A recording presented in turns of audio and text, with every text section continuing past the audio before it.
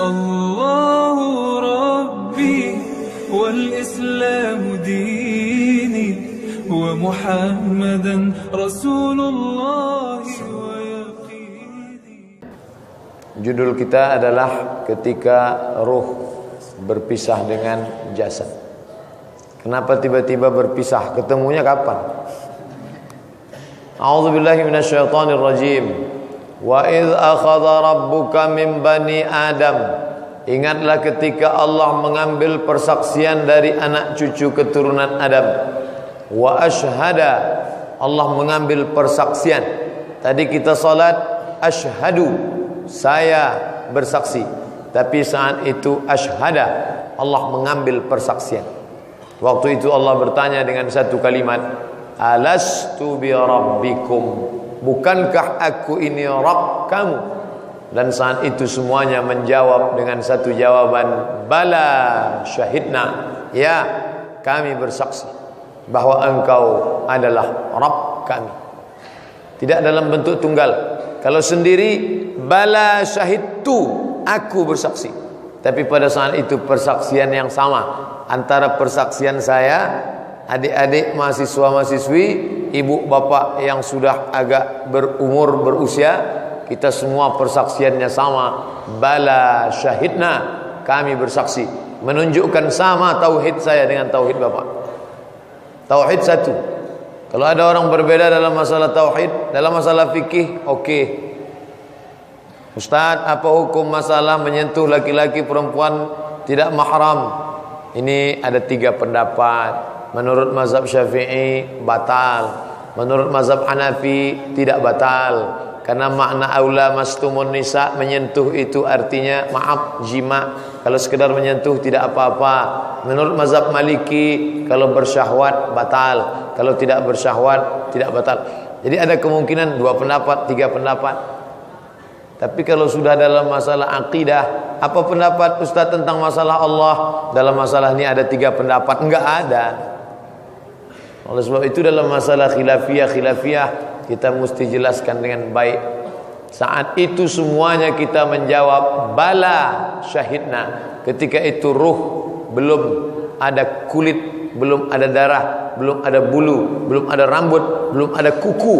Dia hanya baru ruh saja. Disebut dia ruh dari kata raha ya ruhu, berhembus, bertiup. Karena ketika Allah memasukkannya ke dalam jasad, bertiup. Apa kata Allah bercerita tentang ruh Adam alaihissalam? Fanafakhtu fihi mir ruhi, aku tiupkan ruh kepadanya. Ada kekeliruan sebagian orang. Dia katakan ruh itu dari Allah. Allah tidak pernah menciptakan ruh, tapi Allah membagi ruh dari dirinya, lalu dia tiupkan ruh ke dalam jasad. Fanafakhtu fihi mir ruhi, aku tiupkan ruh dari diriku. Ini akidah batil. Karena kalau ruh itu dari Allah, berarti Allah bersemayam dalam diriku. Inilah asal muasal akidah menyatu dengan Tuhan. Ada Tuhan besar namanya Brahman, ada Tuhan kecil namanya Atman. Tuhan yang besar Brahman membelah diri, memecah menjadi Atman, lalu Atman itu berada dalam raga, maka ada Tuhan dalam diriku. Maka muncullah status seseorang yang berkeyakinan ini dalam FB-nya. Tuhan tidak pernah menciptakan aku agar aku menyembah dirinya, tapi dia memecah dirinya menjadi aku karena dia ingin bersemayam dalam diriku. Batil, kafir. Tuhan yang besar Gusti, Tuhan yang pecahannya kaulo, manunggaling kaulo Gusti, menyatu Tuhan besar dengan Tuhan kecil. Kalau sudah aku menyatu dengan Tuhanku, maka solat pun tidak lagi ada, karena Tuhan tidak menyembah Tuhan. Batil. Kalau ada orang berkeyakinan seperti ini, kafir. Suruh dia tobat 3 hari. Hari ini dia berkeyakinan, hari Jumat, besok dipanggil ke pengadilan. Anda masih meyakini bahwa menyatu dengan Tuhan? Ya, oke, 1 hari lagi. Hari Ahad, Jumat, Sabtu, Ahad. Masih berkeyakinan, tidak lepas? Ya. Masih meyakinan diri kamu Tuhan? Ya, pancung kepalanya. Tapi kalau sekarang tentu dia dibela oleh LBH, Lembaga Bantuan Hukum, atas nama apa? Human right. Bebas untuk berkreasi, bebas untuk mengaku diri Tuhan. Oleh sebab itu tidak bisa kalau tidak ada kekuasaan. Karena ustadz berceramah, siapa yang mengaku dirinya adalah bagian Tuhan menyatu dengan Tuhan, kafir. What's next? Setelah itu apa? Apa selesai dengan ceramah mikrofon 1000 watt? Kan tidak, harus ada hukum. Makanya hukum itu apa? Negara. Negara itu menurut Imam Al-Mawardi adalah siyasatuddin wa hirasatud daulah.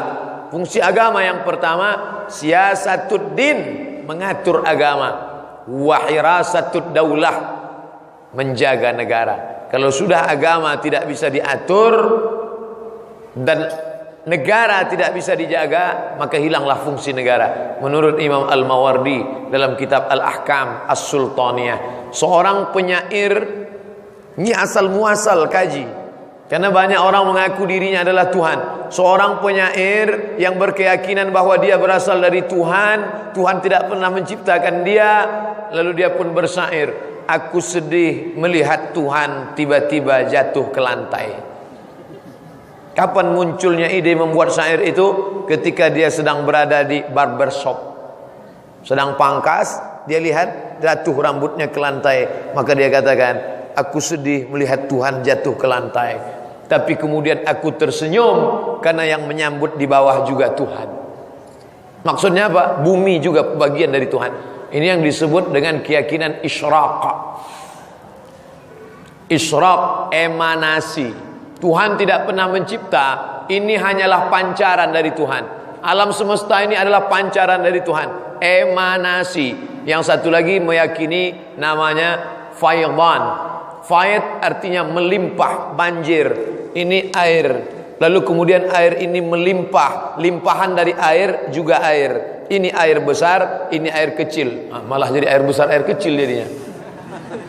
Ini air yang melimpah, limpahannya menjadi air juga, maka air ini bisa menyatu dengan air ini. Teori kedua sama, datangnya dari mana? Yunani kuno, karena pada abad kedua Hijrah ketika filsafat masuk ke dalam Islam, sampah-sampahnya ikut juga, termasuk filsafat yang disebut dengan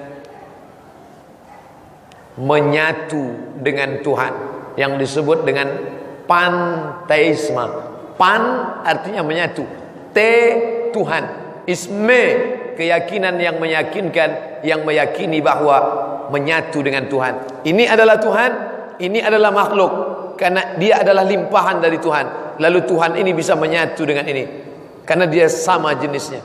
Maka ini batil dalam Islam. Makanya dalam Islam digunakan kata khalaqa, huwallazi khalaqalakum. Dia sudah menciptakan untuk kamu. Huwallazi khalaqakum, dia yang menciptakan kamu. Tidak ada ayat Quran mengatakan aku tidak menciptakan kamu, tapi kamu adalah hasil dari membelah diri dari diriku. Batil. Ini pokok pangkal awal kaji masalah roh, karena banyak orang mengaku rohnya adalah bagian dari Tuhan. Na'udzubillah. Ada salah seorang berkeyakinan bahwa dirinya Tuhan. Dia tidak mau datang ke saya, karena kalau dia datang ke saya langsung saja saya masukkan ke neraka jahanam. Maka dia datang ke dosen filsafat, kebetulan teman, sahabat dekat saya, S2 dari McGill University dan dari IIU, ISTEC, International Islamic University, jurusan filsafat. Dia tidak jawab pakai ayat, tidak jawab pakai hadis. Dia minta ruang duduk bersama berdua. Jadi bapak meyakini bahwa bapak adalah Tuhan. Ya, karena Tuhan tidak pernah mencipta saya, maka saya adalah bagian dari Tuhan. Jadi menurut keyakinan bapak, kalau bagian dari Tuhan adalah Tuhan, ya, maka bapak adalah bagian Tuhan, ya. Karena bapak adalah bagian Tuhan, maka tidak perlu menyembah Tuhan, tidak perlu. Kalau begitu yang keluar dari diri bapak juga adalah Tuhan, ya. Bapak berak tadi pagi. Dia tidak gunakan kata yang lembut, sengaja dia gunakan kata berak. Bapak berak tadi pagi, iya. Kalau begitu berak bapak adalah Tuhan. Patah, 2 kali pukul jatuh. Kalau sempat dia mengatakan aku adalah Tuhan, kencing dan taiku juga Tuhan, maka Tuhan semuanya. Artinya apa? Ini keyakinan yang batil, membantahnya tidak perlu pakai ayat Quran. Ayat Quran terlalu mulia untuk membantah kebatilan ini. Maka batil ini cukup dibantah dengan berak, selesai. Artinya dia sedang ingin mengatakan ini pemikiran ente, ini pemikiran tai. Buang. Orang Islam harus bersih dari ini semua. Nah, setelah kita bersih, bahwa ruh kita sudah berjanji di hadapan Allah semua Ta'ala. Semuanya berjanji di hadapan Allah. Saat itu dia mengatakan, bala syahidna. Kami semua bersaksi. Engkaulah Rabb kami. Antaqulu yaumal qiyamah. Tapi nanti pada akhirnya kalian berkata, inna kunna an hadza ghafilin, kami tidak ingat, lupa. Alhamdulillah sampai siang ini kita masih ingat. Buktinya apa? Tadi kita berkata asyhadu an la ilaha illallah wa asyhadu anna muhammadan rasulullah. Berapa orang di Bandung ini yang tidak ingat, lupa. Sampai kemari ke dunia ini apa dia katakan? Dia tidak katakan aku bersaksi Allah. Yang dia katakan Tuhan itu apa? Monyet, Hanuman. Katanya Tuhan bisa masuk ke gajah, Ganesha. Bahkan sampai hari ini masih ada orang menyembah 4: kayu, batu, hantu, lembu. Dalam Islam dibantah. Maka kita mengatakan la ilaha illallah. Makanya agama Islam adalah agama yang berani mengatakan tidak. Katakan tidak pada selain agama Allah. La ilaha, no God illallah, except Allah. Tidak ada Dewi Kuan Im, tidak ada Yesus Kristus, tidak ada Santa Maria, tidak ada Buddha, tidak ada Siddhartha Gautama, tidak ada Sungai Gangga, tidak ada Santo Thomas. La ilaha illallah. Banyak agama yang mengatakan iya, karena terlalu mudah untuk mengatakan iya, sulit untuk mengatakan tidak. Makanya coba tengok iklan say no to drugs. Katakan tidak pada narkoba. Say no to bonceng. Katakan tidak pada pacaran. Sulit untuk mengatakan tidak. Maka Islam adalah agama yang berani mengatakan tidak kepada Lata, tidak kepada Uzza, tidak kepada Manat, tidak kepada Hubal, hanya kepada Allah Subhanahu wa taala. Lalu kemudian ruh yang sudah ready, siap bersaksi tadi, saya ingin menjelaskan, jangan katakan mari tanamkan agama ke dalam kepala anak-anak kita. Ini yang perlu diluruskan. Seolah-olah kita lahir dalam keadaan blank, kosong. Tidak. Allah tidak berikan anak yang ibu kandung 9 bulan 10 hari dalam keadaan kosong. Anak itu sudah berisi program. Kita tidak pernah beli laptop kosong, kecuali laptop curian. Sudah berisi program di dalam. Anak-anak yang ibu kandung di dalam, dia sudah bertauhid. Makanya dalam hadis dikatakan, ma min mauludin, tidak ada anak yang lahir illa yuladu alal fitrah, melainkan lahir dalam keadaan fitrah. Fitrah bukan kertas putih yang belum dicoret. Fitrah bukan whiteboard yang belum ditulis. Fitrah, kata Abu Hurairah. Abu Hurairah yang menjelaskan kata fitrah. Apa itu fitrah? Fitratul Islam. Makanya kalau dia meninggal dunia masuk surga, walaupun ayahnya si Manung Khalid, emaknya Ong Tai Kim. Kenapa? Karena dia suci, dia sudah bersaksi di hadapan Allah Subhanahu wa taala. Hanya saja nasibnya kurang baik. Dia masuk ke dalam perut orang kafir, tapi kemudian dia mencari,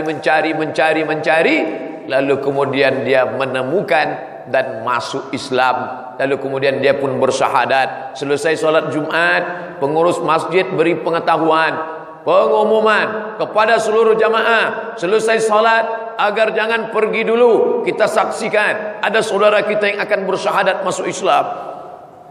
Apakah bapak masuk Islam karena tidak ada paksaan lain? Tidak. Murni karena Allah SWT? Iya. Padahal dalam hatinya karena mau kawin. Ikut saya ya Pak? Ya. Asyhadu an la ilaha illallah, asyhadu an la ilaha illallah, wa asyhadu anna Muhammadar Rasulullah, wa asyhadu anna Muhammadar Rasulullah. Aku bersaksi tiada Tuhan selain Allah. Aku bersaksi tiada Tuhan selain Allah. Orang yang pertama kali melihat mengatakan itu saudara kita baru bersyahadat. Bukan. Dia bukan baru bersyahadat, dia hanya mengulang syahadatnya yang sudah dia lupakan ketika berada di alam arwah. Waktu itu belum ada kulit, belum ada darah, belum ada bibir, belum ada mulut, baru ruh saja. Lalu kemudian ruh yang sudah siap tadi dikirim Allah masuk ke dalam tempat yang baru bernama rahim. Ana Rahman, aku adalah Rahman, kata Allah. Wallahu Rahmanur Rahimul Malikul Qudusus Salamul Mu'min. Ana Rahman, syaqaqtur rahim min ismi wa ja'altu lahu isman min ismi. Rahim, kantong, tempat janin dalam perut perempuan. Inilah yang tidak bisa dibuat oleh dokter Singapura sampai hari ini. Operasi plastik bisa, bencong-bencong Thailand lebih cantik dari perempuan. Tapi untuk membuat kantong rahim dalam perut bisa. Makanya perempuan-perempuan mohon maaf kalau sudah divonis oleh dokter, Bu, ada kista di dalam, mesti dioperasi. Efeknya ibu tidak bisa mengandung lagi karena rahim mesti dibuang. Si ibu menangis melelehkan air mata sedih karena rahimnya hilang. Suaminya malah senyum. Kenapa senyum? Dia bisa buka cabang.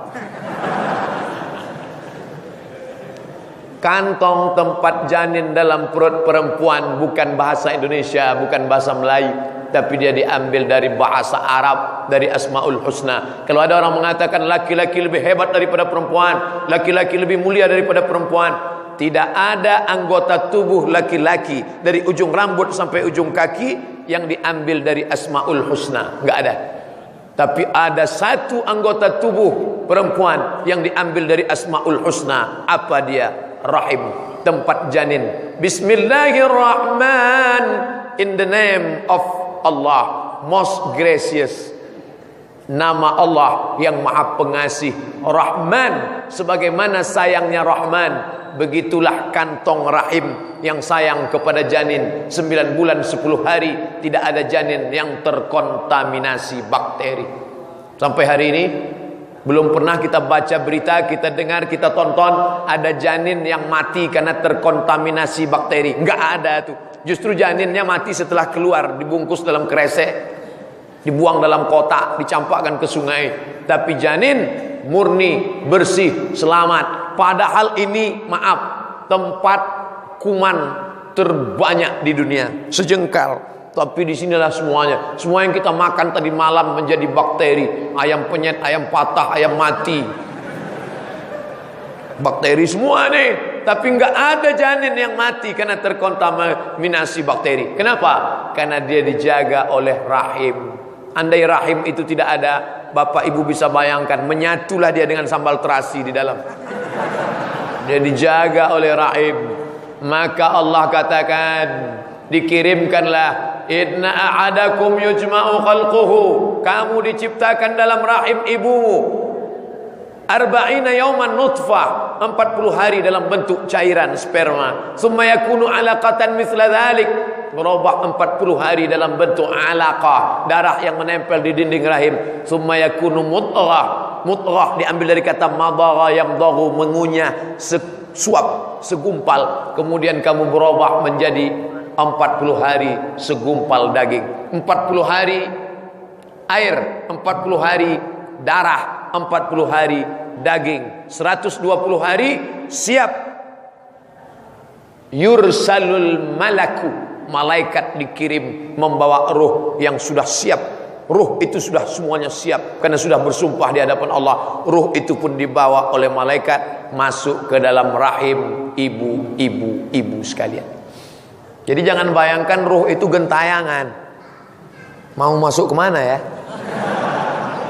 Coba lihat bunyi hadisnya. Yursalul malaku, malaikat dikirim, malaikat membawa. Hanya saja nama malaikatnya nggak disebut. Makanya kalau ada orang ngaji tauhid, malaikat ada 10, malaikat kiraman katibin, malaikat mungkar nakir, malaikat raqib atid, malaikat malik ridwan, malaikat jibril mikail israfil. Itu bukan batasan.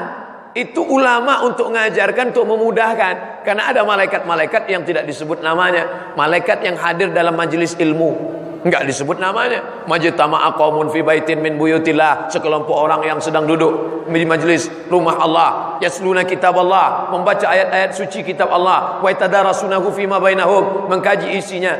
Turun malaikat. Malaikatnya siapa? Enggak disebut namanya. Ustaz, ya, kenapa Allah enggak sebutkan nama-nama malaikat? Yang 10 aja ente enggak hafal, apalagi ditambah lagi.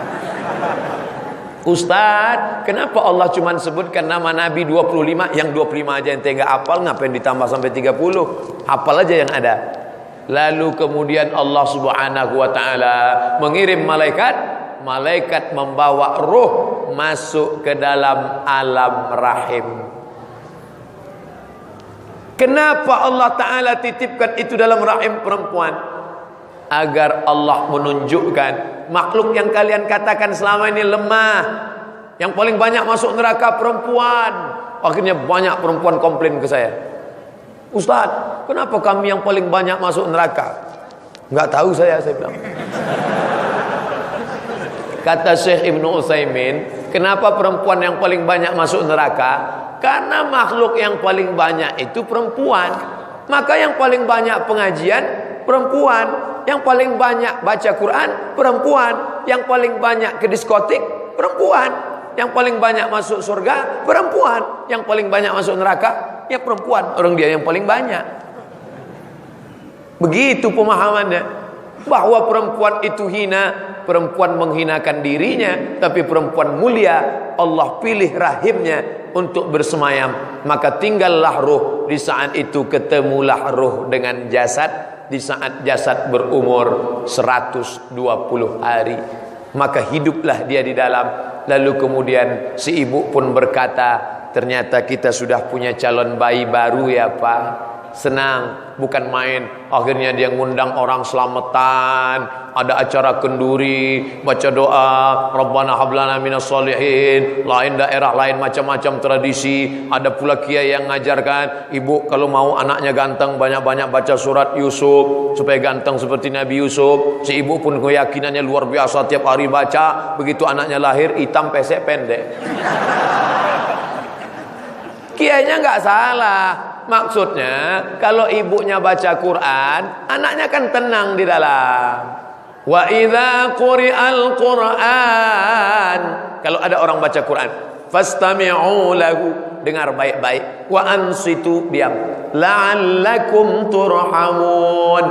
Ibunya baca Quran, Bismillahirrahmanirrahim. Ar-Rahman 'allamal Qur'an, khalaqal insan, 'allamahul bayan. Anaknya tenang di dalam. Suaminya tertidur, anaknya tenang. Beruntung bertuahlah adik-adik saya yang sudah menikah dapat istri hafal Quran. Yang belum hafal Quran, jaga-jaga aja. Artinya apa? Pendidikan anak. Ruh sudah ketemu dengan jasad. Berapa lama dia berada di dalam? 9 bulan 10 hari. Tapi itu sekarang. Itu dokter yang matok 9 bulan 10 hari. Bu, sudah berapa lama kandungannya? Sudah sekian pekan. Sesar. Kalau zaman dulu nggak ada sesar. Makanya dalam kitab fikih klasik ada disebut itu janin bisa bertahan di dalam selama 2 tahun. Dalam fikih klasik disebut janin bisa bertahan di dalam 2 tahun. Kalau 2 tahun dia di dalam, begitu lahir pakai gigi langsung.